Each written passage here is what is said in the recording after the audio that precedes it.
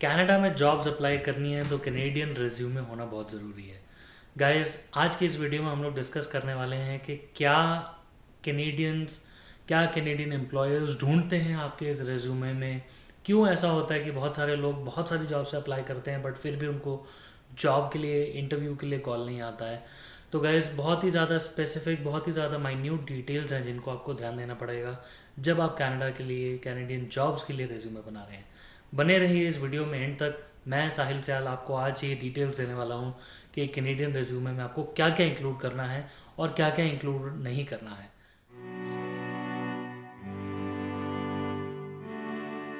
So guys, welcome back. मेरा नाम है साहिल और मैं हूँ एक रेगुलेटेड कैनेडियन इमिग्रेशन कंसल्टेंट।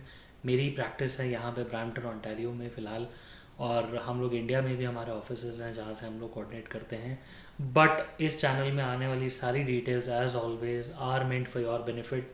इनके कोई भी चार्जेस नहीं है। मेरी तरफ से मैं सारी इन्फॉर्मेशन आपको देना चाहता हूँ ताकि आप अगर अपनी तरफ से अप्लाई कर रहे हैं इंडिया में, कनाडा में, पूरे वर्ल्ड में कहीं से भी, so you get the best and most effective advice always. So guys, आज की इस वीडियो में हम लोग डिस्कस करने जा रहे हैं कि जब आप कैनेडियन जॉब्स पे अप्लाई करते हैं तो आपके इस रेज्यूमे में क्या क्या रिक्वायरमेंट्स हैं, क्या क्या आपको अपने रेज्यूमे में इंक्लूड करना है और क्या ऐसी चीज़ें हैं जो आपको अपने रेज्यूमे में नहीं इंक्लूड करनी है। सो गाइज, सबसे पहले बात करते हैं आपके रेज्यूमे के फॉर्मेट की। जब आप रेज्यूमे अपना कनाडा के लिए बनाते हैं तो एक बहुत ही स्पेसिफिक तरीके का रेज्यूमे आपको बनाना है।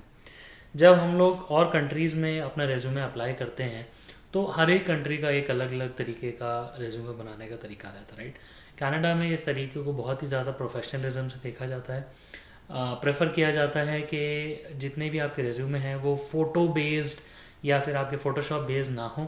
They should be text based, professionally designed. अगर आपको एक बहुत ही अच्छा फॉर्मेट चाहिए तो आप अलग अलग वेबसाइट्स पे जा सकते हैं। कैनेडियन गवर्नमेंट की भी काफ़ी वेबसाइट्स हैं, खासकर जॉब बैंक पे, जहाँ पे आपको रेज्यूमे सैम्पल्स मिलेंगे। अदरवाइज़ आपके पास जो बेस्ट रिसोर्स है वो है monster.ca। वहाँ पे जाके भी आपको एक रेज्यूमे के काफ़ी सारे फॉर्मेट्स हैं। इनफैक्ट आपके किस तरीके की जॉब है उससे भी रिलेटेड आपको एक फॉर्मेट मिल जाएगा। अदरवाइज़ आपको और भी ऐसी जॉब हैं जहाँ पे कैनेडियन रेज्यूमे को बहुत ही अच्छे से डिफ़ाइन किया गया है, तो आप उनको ज़रूर रेफ़र करिए और अपना एक अच्छा सा एक फॉर्मेट ढूंढ लीजिए। सेकेंडली, आपको ये ध्यान रखना है कि आपका जो रेज्यूमे है वो फंक्शनल बनने जा रहा है कि आप वो क्रोनोलॉजिकल बना रहे हैं। These two are very different. Functional बोले तो आपने अलग अलग तरीके से अलग अलग जगहों पे जॉब्स करी होगी, बट आपके जो भी फंक्शंस आपने किए हैं उन जॉब में, जो भी रिस्पॉन्सिबिलिटीज़ हैं, उनके बिहाफ पे आप एक रिज्यूमे बनाएंगे। वर्सेस कि अगर आप क्रोनोलॉजिकल बनाएं, जैसे कि मेरी जॉब लेट से 2011 में शुरू हुई, फिर मैंने 2011 से 12 क्या किया, 12 से 14 क्या किया, 14 से 2020 क्या किया, तो वो टाइम लाइन से आप चलते आते हैं, right from your education till your recent job. तो आपको ये दोनों में से डिसाइड करना है। दोनों ही तरीके के रिज्यूमेज यहाँ पे एक्सेप्टेड होते हैं। गाइज, प्लीज़ रिमेंबर, आपका जब रिज्यूमे बना रहे हैं तो उसको 2 पेज से कम रखें। 2 page is the maximum length. 2 page से ज़्यादा का रिज्यूमे यहाँ पे किसी के पास भी इतना समय नहीं है कि आपके रिज्यूमे को इतना लंबा वो टाइम दे। देन गाइज, अगर आप बात करते हैं अपने अचीवमेंट्स की, तो अपने रिज्यूमे में आप सिर्फ और सिर्फ क्वान्टिफाइबल अचीवमेंट्स डालें। फॉर एग्जांपल, अगर आपने ऑटोमोबाइल सेक्टर में काम किया है तो आप बताएंगे कि आपने पिछले 6 महीने में, 3 साल में, 5 साल में कितनी गाड़ियाँ बेची हैं, उन गाड़ियों को बेचने से आपको कितना प्रॉफिट मिला है, आपके पास आपकी कंपनी को कितना उसमें से मार्जिन्स मिले हैं, क्या उसमें से आपने उनको कॉस्ट सेविंग करके दिखाई है। वो एग्जैक्ट नंबर्स या फिर वो अचीवमेंट्स आपको लेट से 2017 में कहीं पे आपको बेस्ट सेल्समैन का अवार्ड मिला होगा, राइट। तो आपको ऐसे अचीवमेंट्स, आपको आपके नंबर जितने अचीव किए हैं उनको आपको डालना है। गाइज, इसके बाद आपको ज़रूर याद रखना है कि आपका जो रिज्यूमे है वो हर जॉब के लिए एक टेलर मेड रिज्यूमे होना चाहिए। जैसे कि यहाँ पे जितनी भी जॉब्स के लिए जब आप अप्लाई करते हैं तो आपके रेज्यूमे को एक ATS सिस्टम में से निकाला जाता है, जिसको एप्लीकेशन ट्रैकिंग सिस्टम कहते हैं। तो किसी भी रिक्रूटर के पास टाइम नहीं होता कि वो 500-600 एप्लीकेशंस को स्क्रूटनी करे।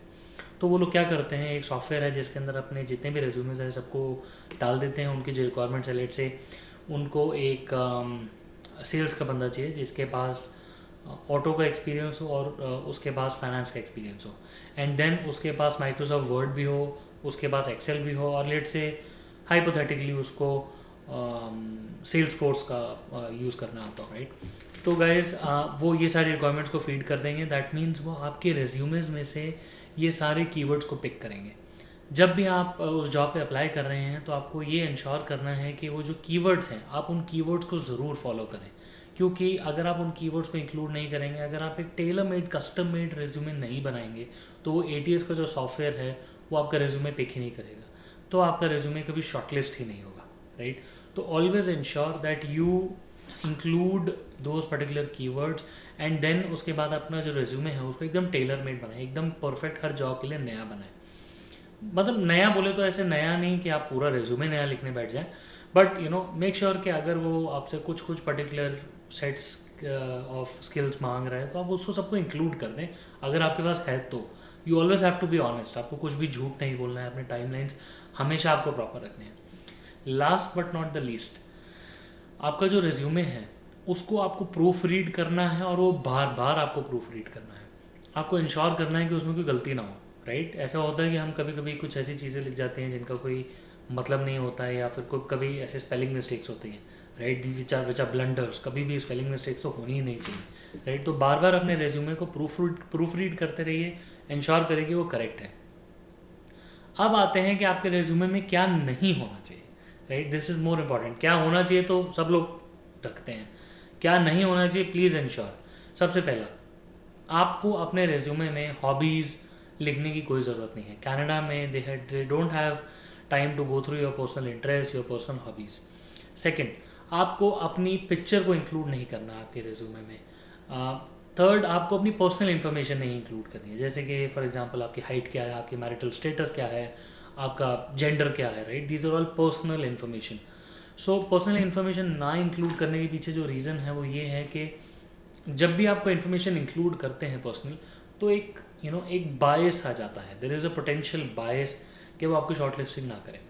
फॉर एग्जांपल, अगर मुझे एक लेट्स से सेल्स की जॉब के लिए मुझे एक हाईली मोबाइल और हाईली यंग वाइब्रेंट तरीके का कोई इंसान चाहिए, बट एक कोई फैमिली वाला अगर कोई बंदा होगा फॉर एग्जांपल जिसके बच्चे हों, या who shoe would be married, अगर वो पहले अपने रेज्यूमे में लिख देगा तो I would be a little biased कि यार मेरी रिक्वायरमेंट है कैसा जिसको ना घर जाने की टेंशन हो, ना सुबह आने की टेंशन हो, बस वो सारा टाइम काम करता रहे, राइट।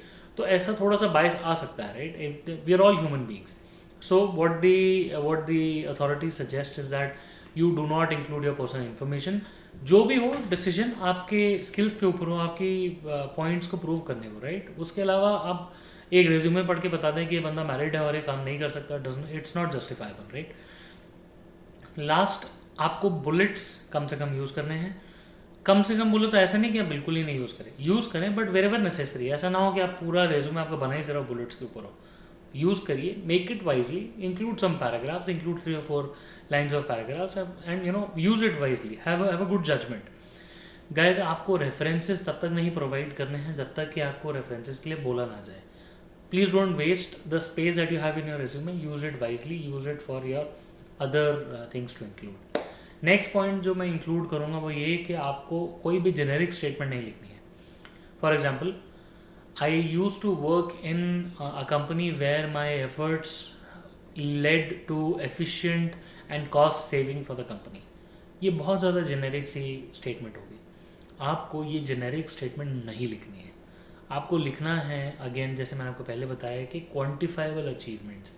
आपने इसके अंदर मैं क्या लिखना चाहूँगा कि I introduced a method of using a mobile app which saved the company about $10,000 on a monthly basis by eliminating the requirement of a particular tracking system, for example.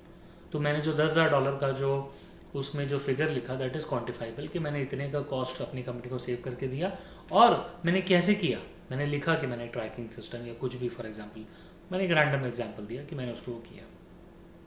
So guys, आपको सिर्फ अपनी job responsibilities नहीं लिखनी है। ऐसा नहीं लिखना है कि I was reporting to this, 10 people were reporting to me and I would do sales, finance, blah blah blah.